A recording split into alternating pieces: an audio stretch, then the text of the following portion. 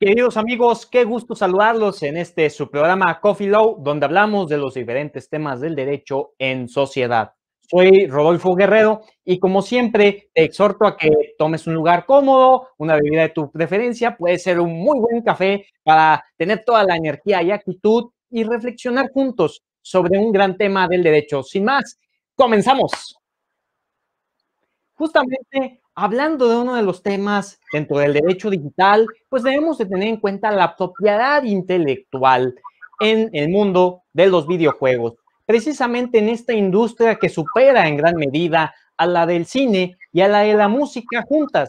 Y bueno, es importante el invitado que hoy vamos a tener para poder darle la relevancia que tiene este tema. Nos acompaña desde Colombia, desde Bogotá, Colombia, Wilson Rafael Ríos Ruiz, él es CEO de la firma WR Legal Advisors, consultores en asuntos de propiedad intelectual y de las TICs. Bueno, pues qué gusto que estés aquí, mi estimado Wilson. Gracias por acompañarnos en Coffee Law. Pues Rodolfo, un gusto compartir contigo, con tu audiencia online en Coffee Law, y pues un placer poder saludarlos desde Bogotá y compartir alrededor de este interesante tema de la propiedad intelectual en la industria de los videojuegos. Bueno, sin duda, saber el ABC de las cosas, mi estimado Wilson, cuando hablamos de este tema, bueno, sin duda, hablamos de un antes y un después en cómo era concebido hace, ¿qué nos gusta? Hace unos 10, 15 años, esta industria que ha evolucionado a través de la modificación en cómo se juegan pues cualquier videojuego, a través de las consolas de más alta generación, a lo que era antes simplemente con juegos de Game Boy y demás, y a lo que tal vez se le daba mayor preferencia era la industria de que de las películas o otro tipo de recursos. Saber el ABC de las cosas, cómo podemos introducir de forma adecuada, qué es lo primero que debe de saber nuestro auditorio sobre el tema. Bien, Rodolfo, muchas gracias, porque indudablemente hay que ir al principio. Es decir, devolvernos a los inicios de la industria de los videojuegos, década de los 50, años 50, donde se crean los primeros videojuegos basados particularmente en contenidos multimedia, es decir, multimediales, donde por supuesto la tecnología de ese momento era muy precaria, era muy básica, y se hicieron unos videojuegos bastante interesantes o de vanguardia para ese momento, y la evolución pues ha sido vertiginosa, ¿no? Es decir, el desarrollo tecnológico ha abarcado y desbordado muchas áreas, entre ellas, por supuesto, la industria de los videojuegos, de tal suerte que va paralelo al desarrollo de la industria del software, a la industria de la electrónica, y por qué no decirlo, la misma industria, o más bien el sector aeroespacial, le ha dado un impulso mayúsculo a la industria de los videojuegos. Sí, sin duda es algo que lleva un precedente bastante importante y que pocas veces se toca, y lo he dicho en muchos otros programas anteriores, este tipo de temas en las clases de derecho, y que sin duda es importante. ¿Qué otro de las grandes cosas se debe de comprender cuando existe una confusión, existen aquellos errores de razonamiento, aquellas falacias sobre los mitos que hay en el tema de propiedad intelectual, para acabarlos de una vez por todas, mi querido Wilson? ¿Cuáles son estos mitos que existen en el tema de propiedad intelectual? Bien, Rodolfo, pues digamos, volviendo a retomar este hilo, yo daría un salto de la década de los 50 a lo que fueron los años 70 y particularmente los años 80. Y voy a detenerme mucho en los 80 porque pues fue la época en que yo tuve mi adolescencia y fui pues un usuario, un aficionado a los videojuegos que para ese momento, década de los 80, eran revolucionarios. Estoy hablando del Pac-Man, de Space Invaders o Marcianitos, lo llamábamos en mi país, toda la época del Tetris, del Game Boy, toda la época del surgimiento de Nintendo, de Super Mario Bros., del famoso Donkey Kong y de todos estos juegos, que empezaron a tener contacto con esos derechos de propiedad intelectual. Es fácil discernir y concluir que los videojuegos, como contenido multimedia, pues tienen una serie de ingredientes propios de otras clases de obras protegidas en particular por el derecho de autor. Verbigracia, contenido audiovisual, es decir, se parecen mucho a las películas, a las obras audiovisuales, pero también tienen un guión, tienen un storyboard, tienen una banda sonora, un soundtrack, tienen personajes ficticios o characters, de tal suerte que parece una obra múltiple, mixta, amalgamada, una obra ornitorrinco, diríamos, para crear ese contexto. De tal suerte que muchos de esos ingredientes empezaron a ser protegidos de manera aislada e individual por la propiedad intelectual en sus dos disciplinas clásicas, es decir, por el derecho de autor y por la propiedad industrial. Vamos entonces al terreno del derecho de autor y al terreno de las marcas y de las patentes, de los diseños industriales. Y mencionemos un ejemplo clásico, Pac-Man. Está protegido por derechos de autor su contenido, pero la marca Pac-Man es sin duda un activo bastante fuerte para la industria que pues ostenta esos derechos en su momento. Es decir, está mezclado allí tanto el tema de derechos de autor como el de propiedad industrial. Y le dan entonces unas prerrogativas o unas gabelas, unos derechos a esos titulares o desarrolladores de videojuegos, pero también le dan unos derechos a muchos actores que son retomados o utilizados por los desarrolladores de videojuegos.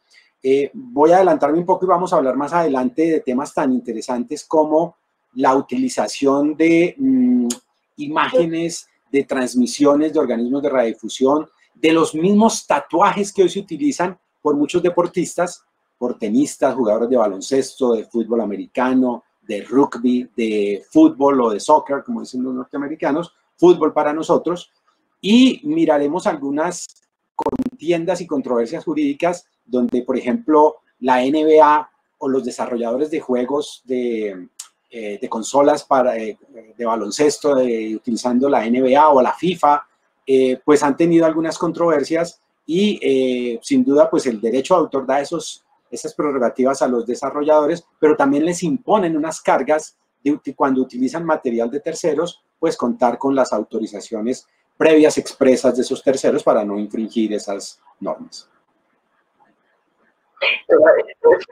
Porque hay un caso reciente hablando de cosas, de elementos nuevos que anteriormente nos parecerían, no sé, incluso pues algo estrictos, podría ser una palabra, en donde en uno de los formatos que lanzan de los nuevos títulos de videojuegos te permite que tú crees a tu personaje, pero estos usuarios crean personajes en base a productos o a personajes de la autoría de Nintendo, Pikachu, Mario, Luigi, etcétera, y le dicen, por ejemplo, creo que es un videojuego de la PlayStation, creo, no estoy seguro. Y le dicen, ¿sabes qué? Dice Nintendo, no pueden hacer personajes que sean de nuestra autoría, que hagan algo más. Digo, este tipo de cosas que se pueden observar en el 2020, pues, como dirían, pues, ¿cómo entenderlas? ¿Cómo las podemos entender, Wilson? De acuerdo, Rodolfo. Tú has mencionado algo que es primordial en la industria de los videojuegos. El desarrollo tecnológico hace que cada vez esta industria pues tenga unos puntos de desborde y un espectro bastante amplio. Lo hacen controlable en alguna medida. Hace algunos años era usual que tú jugaras o te enfrentaras a un videojuego, a una consola, y tú trataras de superar esas barreras. Luego te pudiste enfrentar a otra persona, es decir, tú y yo podíamos jugar un videojuego de manera presencial, pero hoy en día lo hacemos online, con personas que incluso pueden estar en otras latitudes, en otro país, hablar otro idioma, y empezó a desarrollarse lo que hoy en día llamamos los eSports o los deportes electrónicos, donde pues tienen trabajo un sinnúmero de personas, los entrenadores, los gamers o los jugadores propiamente dichos, todo lo que es un empresario, un entrenador, de tal suerte que la industria de los juegos electrónicos está tomando una fuerza inusitada y incluso hay unos eventos masivos donde se llenan estadios, donde se llenan coliseos completos por estos gamers y tienen una serie de seguidores y el ambiente online pues permite que tú puedas enfrentarte con personas en otras partes y pues ello conlleva por supuesto también unos problemas legales porque pensemos en algo tan sencillo como que haya un juego que está licenciado para territorio europeo, es decir, autorizado para ser comercializado o explotado en territorio europeo, pero cuando tú te conectas a la red mundial de información, a la internet, pues esto rompe cualquier frontera y podrías estar jugando con una persona que está en Burkina Faso, en el África, tú estar en la República Mexicana, en los Estados Unidos mexicanos, o estar en la República de Colombia, y estas personas no tener ni idea que hay una restricción de pronto territorial, o lo que tú mencionabas, de los mismos nombres de los personajes, y allí se involucran otros derechos también como derechos de la personalidad, derechos de imagen, y la industria de los videojuegos también maneja un tema de merchandising bastante amplio, es decir, toda la comercialización de todo lo que está alrededor de un videojuego, ¿no? Hace unos años, por ejemplo, cuando uno hablaba de Atari, pues la marca Atari era muy renombrada, pero detrás estaba todo el tema de derechos de autor del videojuego propiamente dicho, y hoy en día pues yo tengo incluso mis camisetas, mis remeras, mis camisas con el logo de Atari o el logo de cualquier juego de última generación, de tal suerte que allí se involucran un sinnúmero de derechos, y ni hablar de estos de derecho de imagen o de la personalidad. Pensemos, por ejemplo, en que en un juego como FIFA, si tú eres aficionado al pues puedes estar involucrado el derecho de imagen de las estrellas del fútbol mundial como Lionel Messi, como Cristiano Ronaldo, como cualquiera de estos astros que están involucrados, o si hablamos del tema del fútbol americano, también están allí todos estos derechos deportivos de estos jugadores. Si hablamos de la NBA, voy a mencionar, como les adelantaba, algunas contiendas jurídicas donde desarrolladores de videojuegos de baloncesto de la NBA, el famoso videojuego de NBA, pues fueron demandados por unas compañías que tenían los derechos sobre los tatuajes que muchas veces los mismos jugadores se hacen en su cuerpo, ¿no?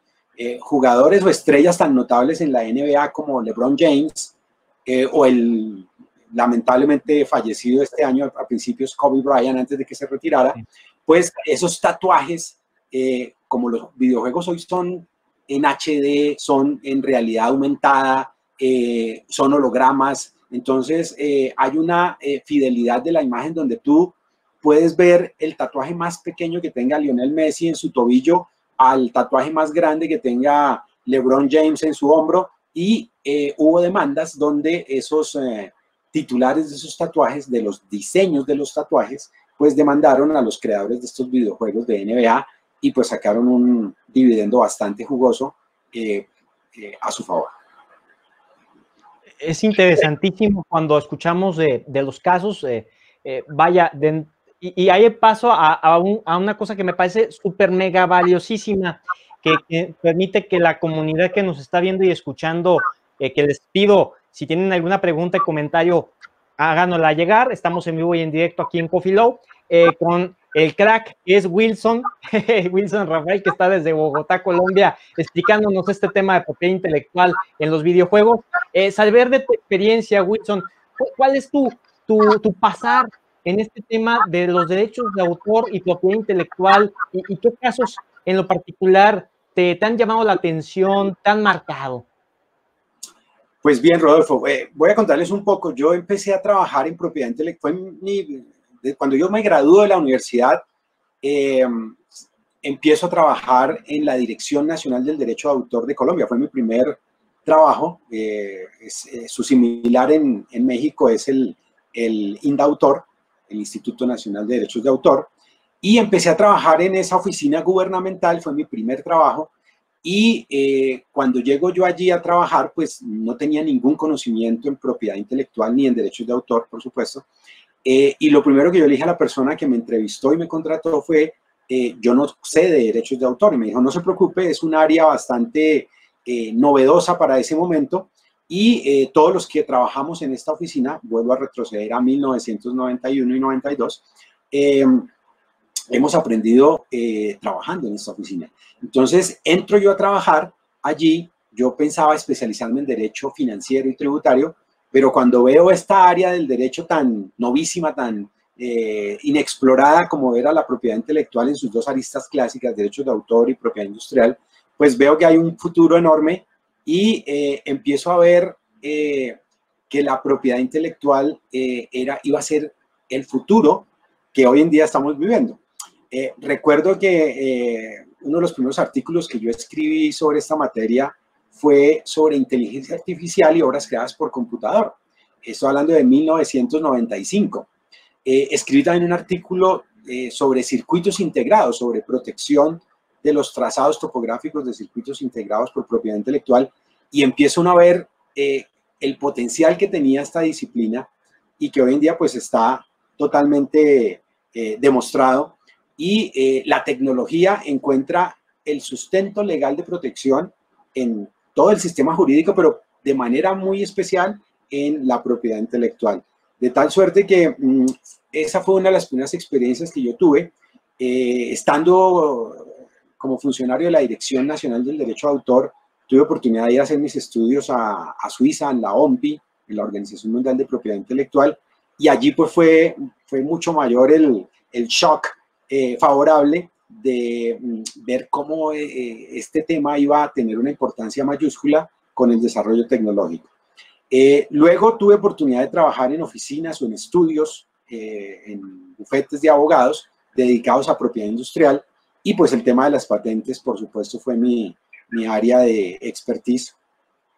Y pues trabajé luego en universidades, no solo como profesor o como docente, sino haciendo todos los registros de propiedad intelectual de las universidades, porque al igual que en la República Mexicana, en los Estados Unidos mexicanos, las universidades en la mayoría de países del mundo pues son unos desarrolladores de tecnología grandísimos, de tal suerte que el Instituto Tecnológico de Monterrey, la UNAM en Ciudad de México, la Universidad Panamericana, el ITESO, bueno, todas las grandes universidades que tienen ustedes en territorio mexicano, pues desarrollan tecnología de una manera ingente y a un ritmo acelerado.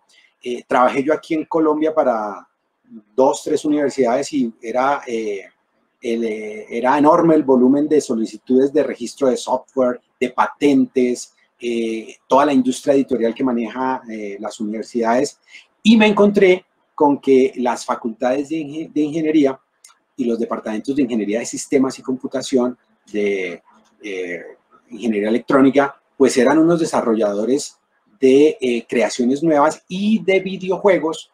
Y aquí en Colombia tenemos una industria muy sólida de videojuegos, poco conocida.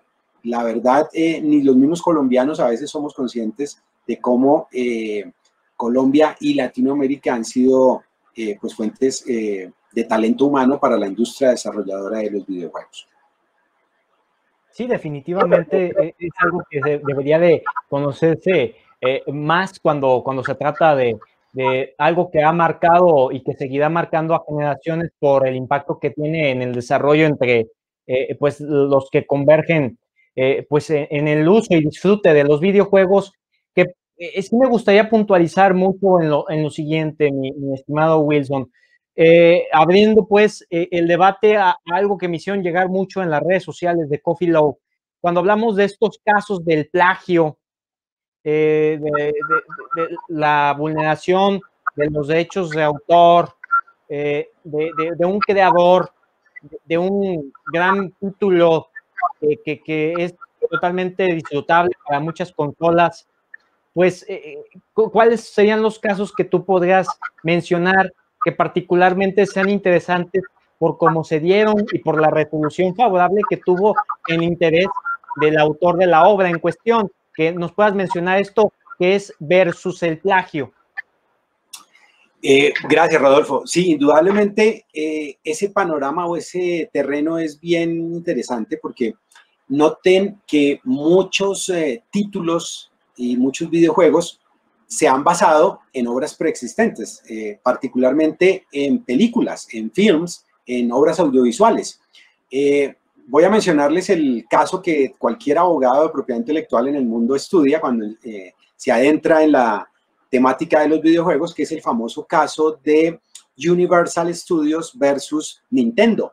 Es un caso que se da en 1983 en las cortes norteamericanas, en la corte de Nueva York, y ustedes seguramente recordarán que hay una película clásica que se llama King Kong.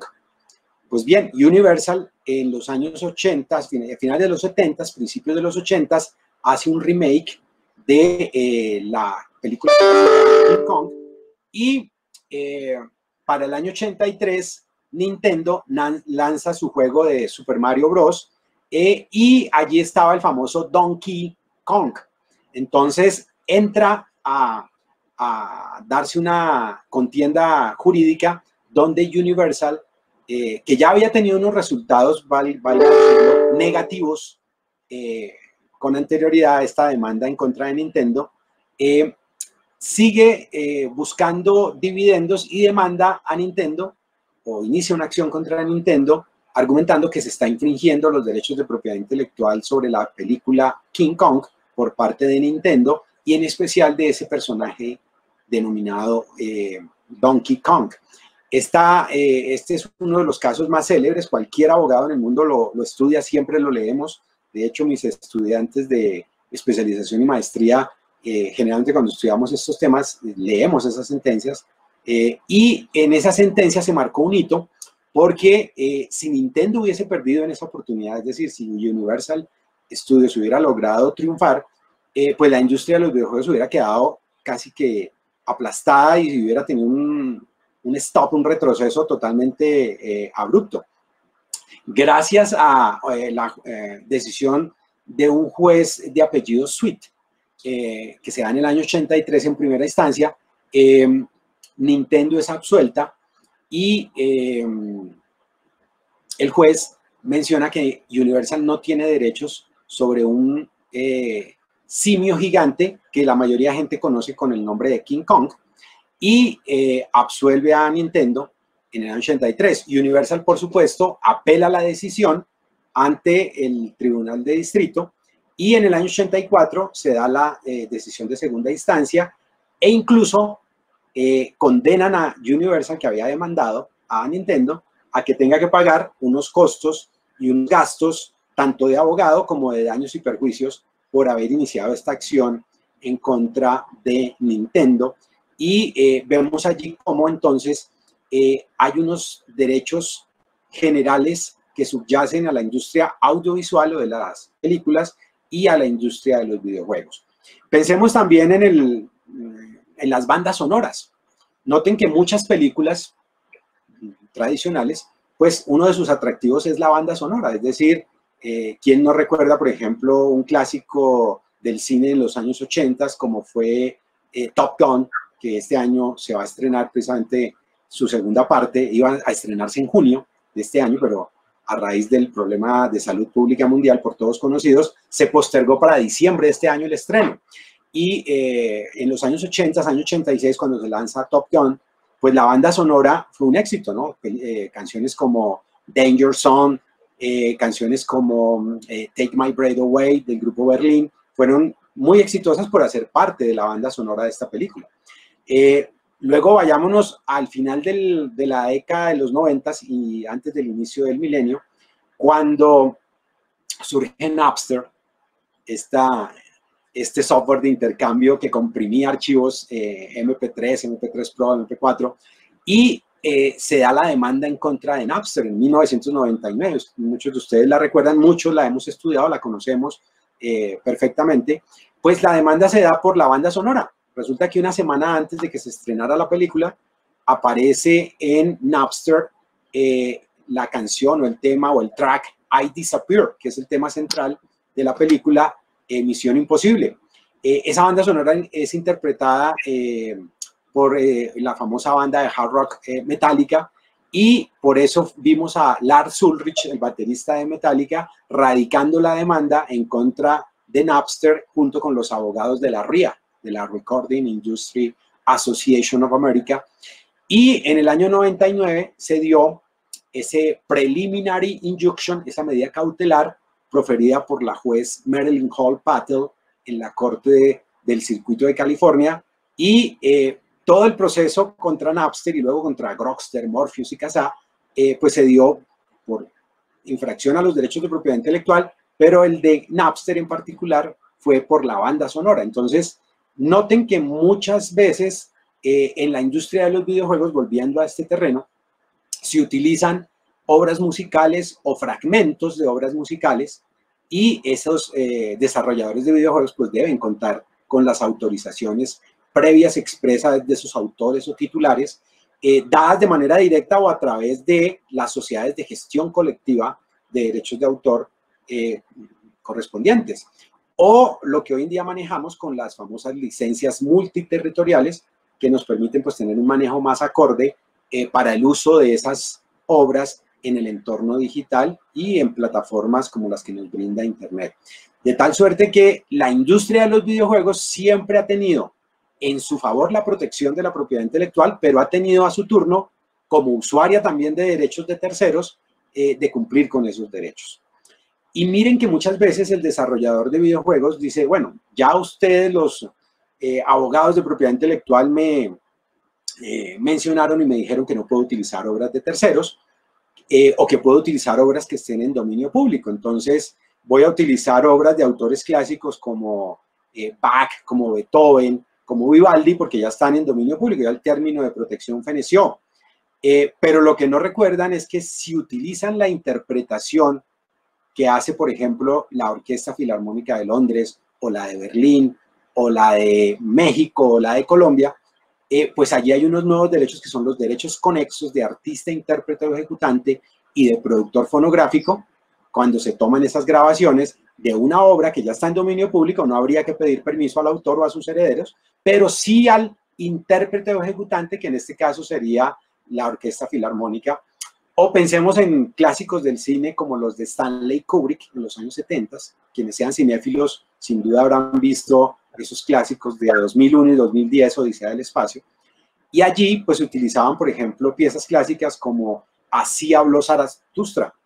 Pero esa obra está en dominio público, al ser interpretada por una orquesta y tener unos nuevos derechos conexos sobre esa interpretación, pues merecían que Kubrick, cuando la incorpora, pues tuviera la autorización de esos terceros. Entonces, lo que quiero poner sobre la mesa es que los desarrolladores de videojuegos muchas veces tienen esos derechos sobre sus desarrollos, pero a la vez son usuarios de derechos de terceros cuando los incorporan en sus propios desarrollos. Entonces, hay una protección para ellos, pero también ellos deben cumplir con unos deberes de diligencia y cuidado cuando utilizan contenidos y materiales de terceros.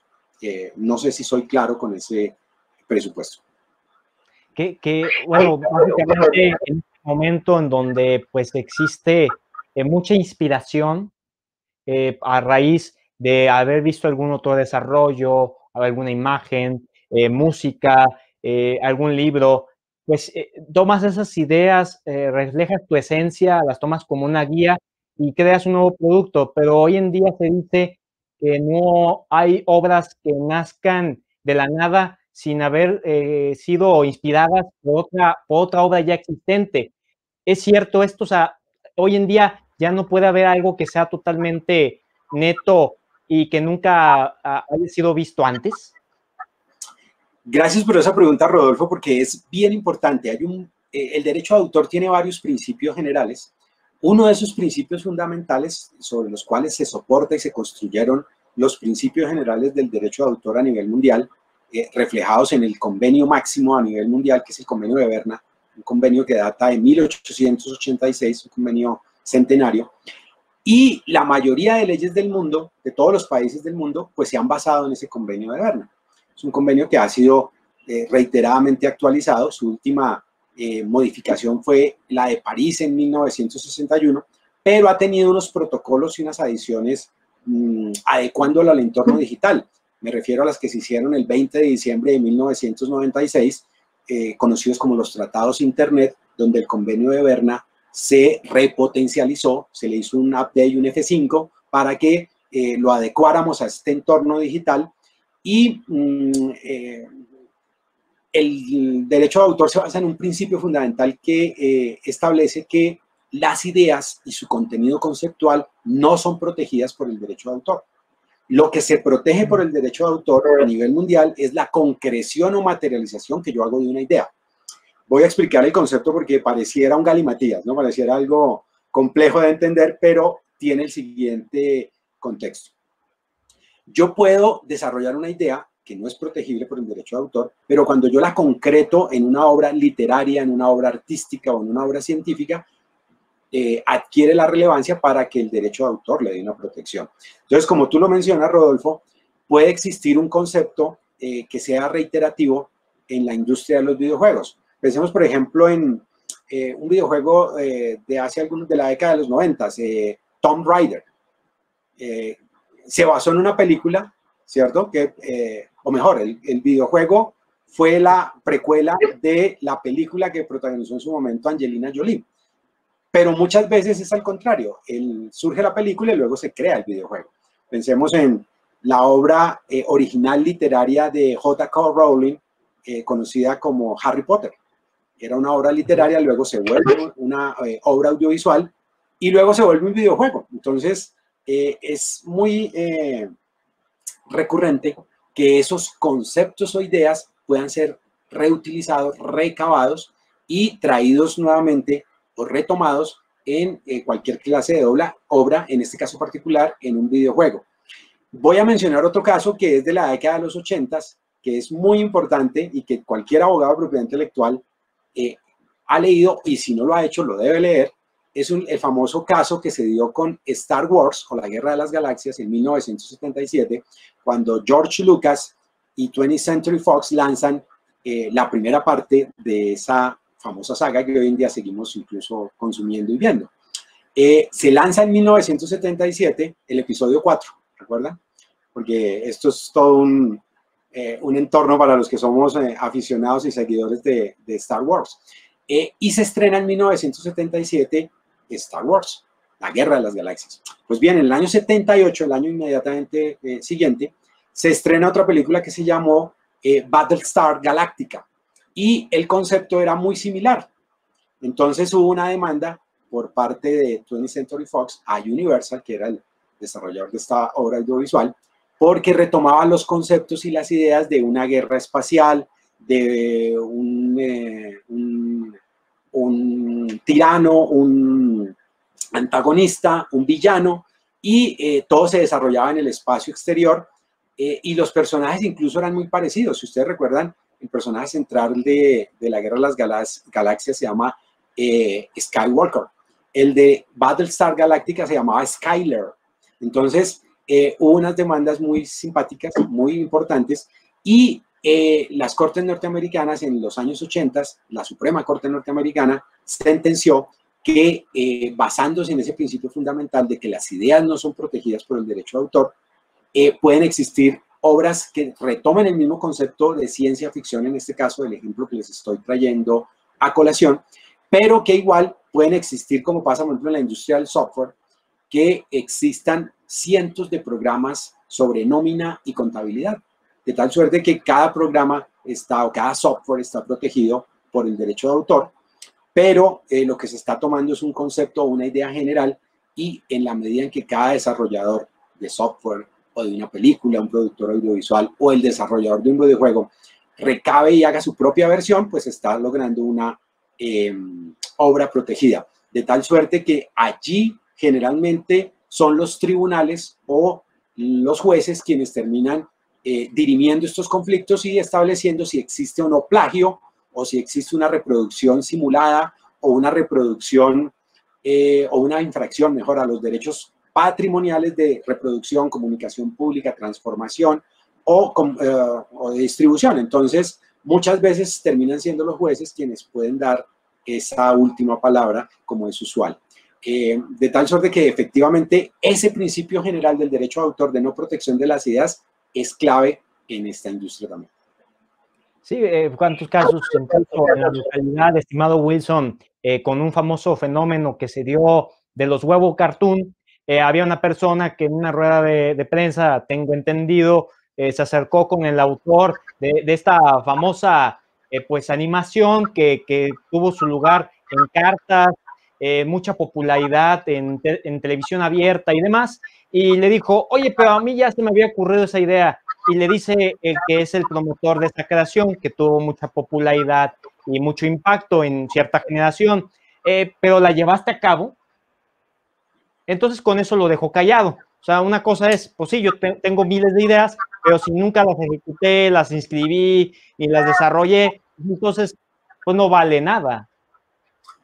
Totalmente. Noten que el tema central en derechos de autor en particular es que las ideas son generales y abstractas y solo se protege la concreción y materialización de esa idea cuando el autor le imprime su impronta personal, su sello particular al mundo exterior y lo vuelve una obra.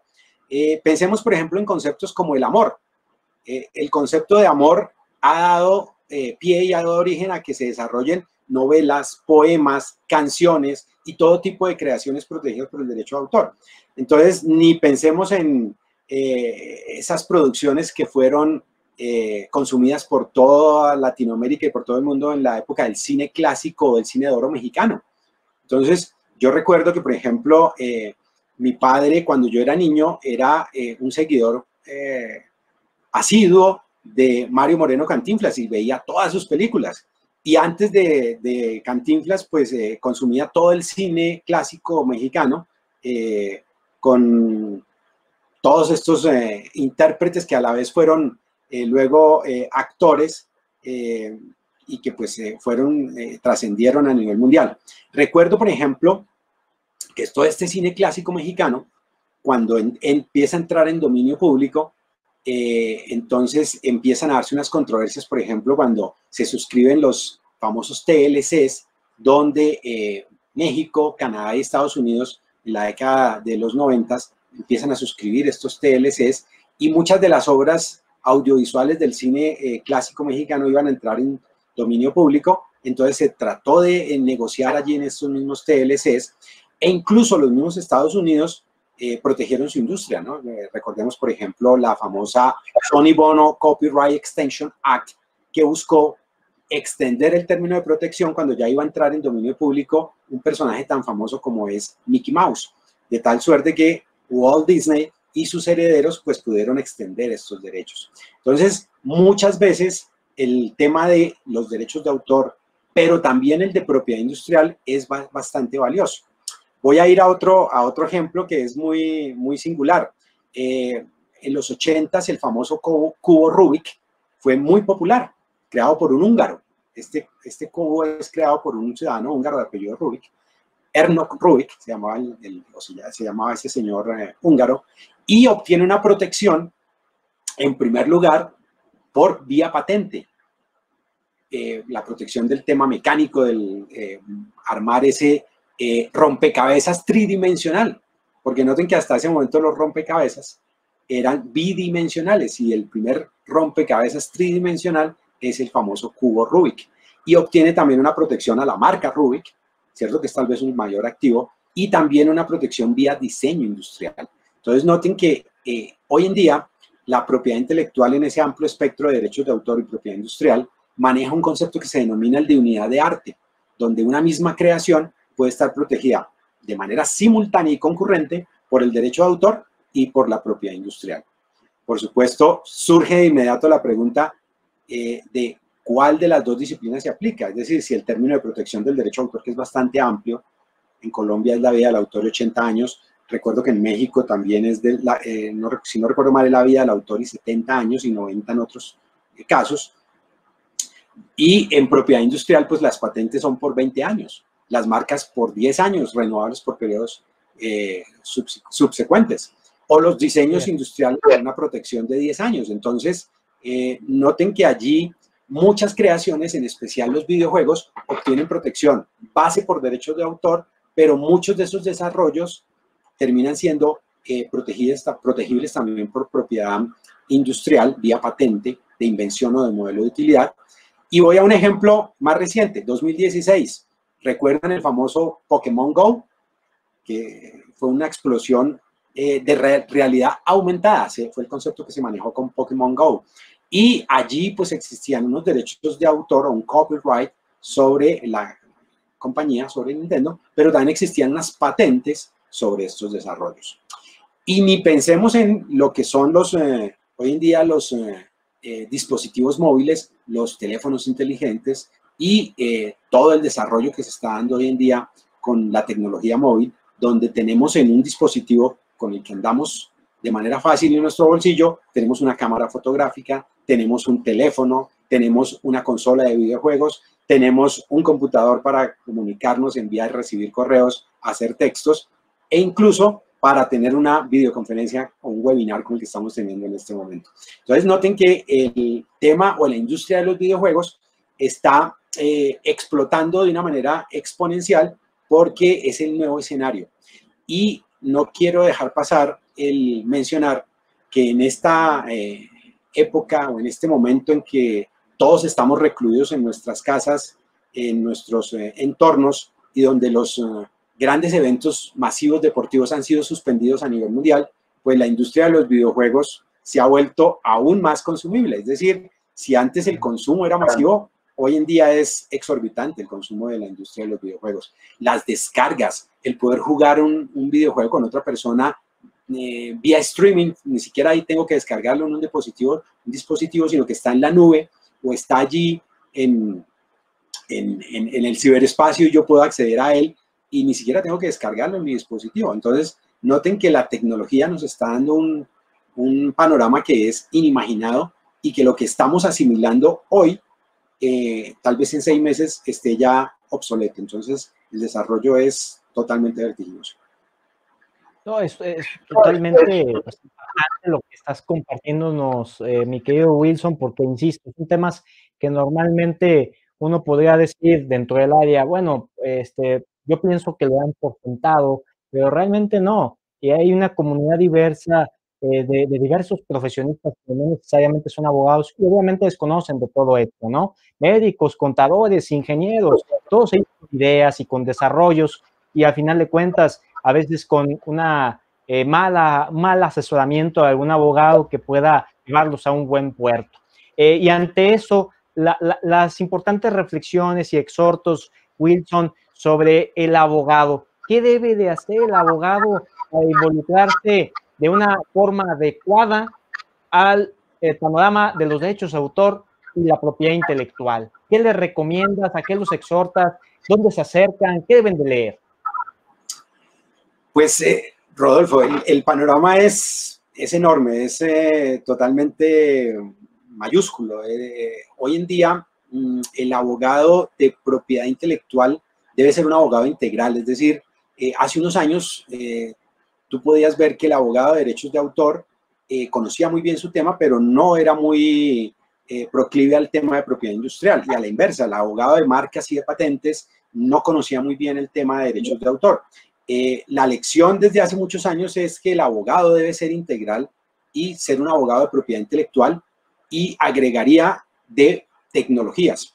Hoy en día el abogado, digámoslo así, general, el abogado que te puede llevar cualquier clase de proceso, tiene que darse, digámoslo así, arriesgarse a estudiar la propiedad intelectual, porque es la que le está dando todo el sustento a muchos de los casos que se están llevando hoy en día. Pensemos en cosas tan interesantes como las de los delitos informáticos.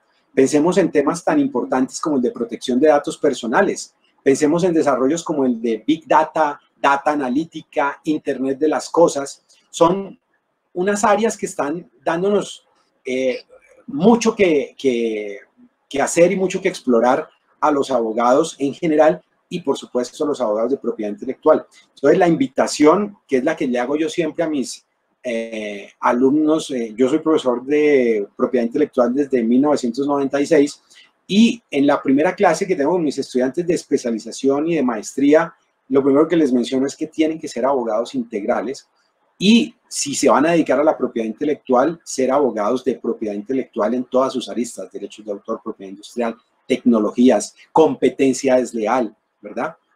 Ser abogados en temas tan importantes como el de evidencia digital y computación forense. Los abogados del siglo XXI nos estamos enfrentando a recabar y conseguir pruebas que ya no están en un cassette, en un acetato. Así es, conseguir pruebas precisamente de este rubro y algo más. Coffee Low. Compartiendo ideas.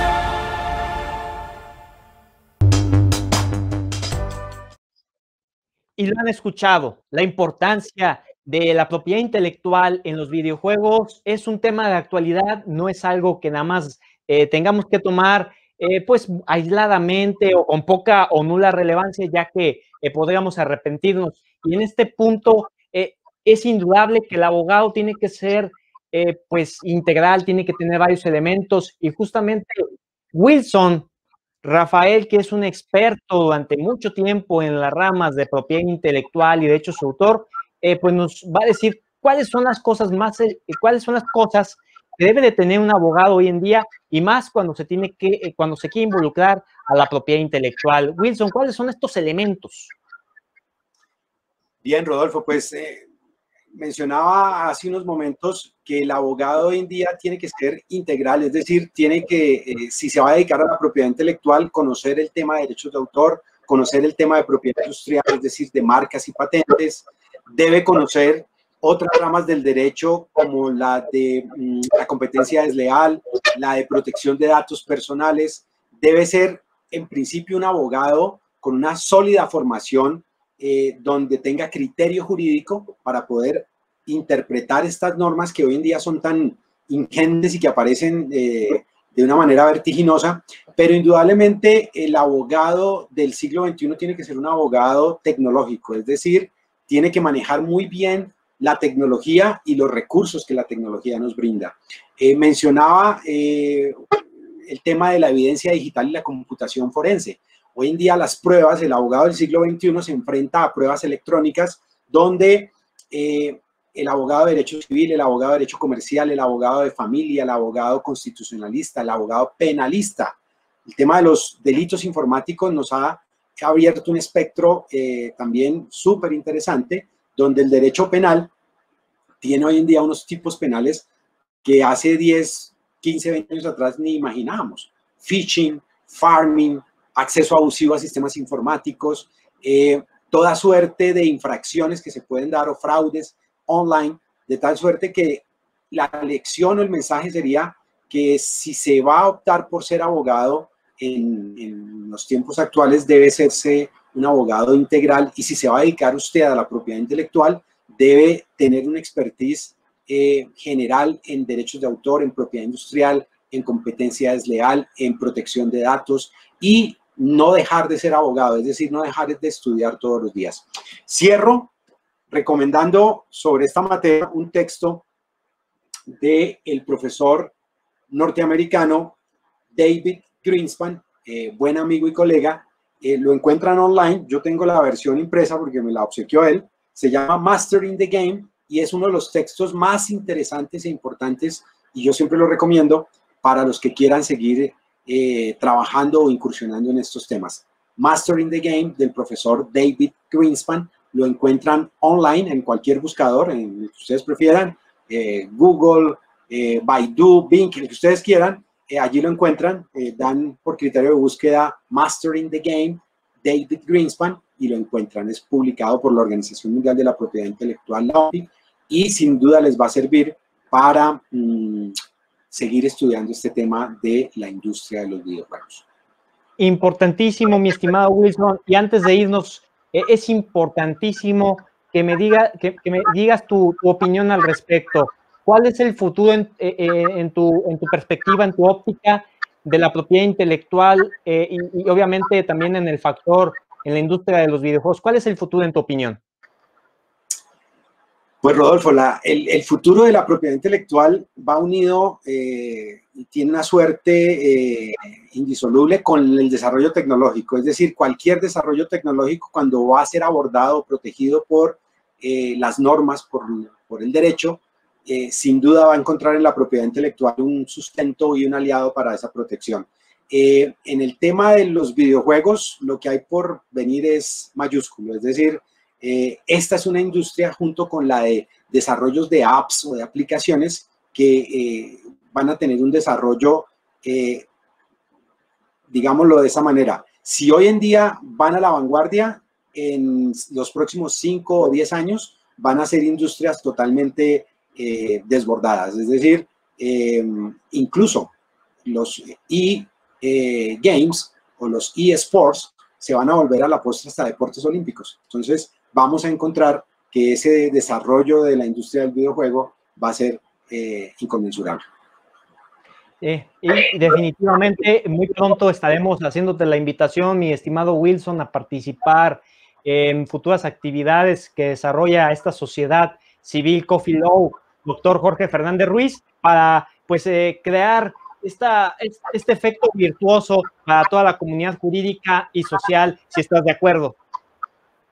Por supuesto, pues será un placer, no solo por el colegaje contigo, sino el apoyo que tengo por México. Les conté tras bambalinas que pues mi aprecio y cariño por México y en especial por el estado de Jalisco y Guadalajara, pues es enorme porque mi hijo vive allí. Entonces, tengo muchos afectos, entonces seguiré a su disposición, mi estimado Rodolfo. Muchísimas gracias, estimado Wilson. Por supuesto, a todos los que siguen Coffee Law, les agradezco mucho y recuerden que este es su espacio. Ha estado con nosotros un crack, lo vuelvo a repetir, Wilson Rafael Ríos Ruiz, él es CEO de la firma WR Legal Advisors, consultores en asuntos de propiedad intelectual y tecnologías de la información y de la comunicación. Muchísimas gracias, mi estimado Wilson. Este es tu espacio. Un fuerte abrazo desde Bogotá, Colombia, y seguiremos en contacto. Feliz tarde. Queridos amigos, cuídense mucho. Un gran abrazo. Recuerden que aquí en Coffee Law es tu espacio donde discutimos los diferentes temas del derecho en sociedad.